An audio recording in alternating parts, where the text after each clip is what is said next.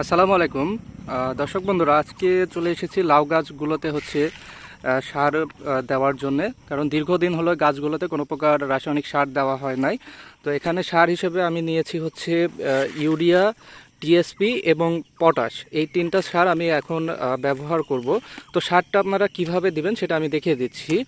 যেহেতু মাটি ভেজা আছে তাই আমি ওরকম রিং করি নাই, জাস্ট এরকম হালকা মাটিগুলো একটু আলগা করে দিয়েছি। গাছের গোড়া থেকে একটু দূরে আমি রিং আকারে সারটা প্রয়োগ করব। এরকম সার নিয়ে এই যে সেম এইভাবে রিং আকারে সারগুলো প্রয়োগ করব।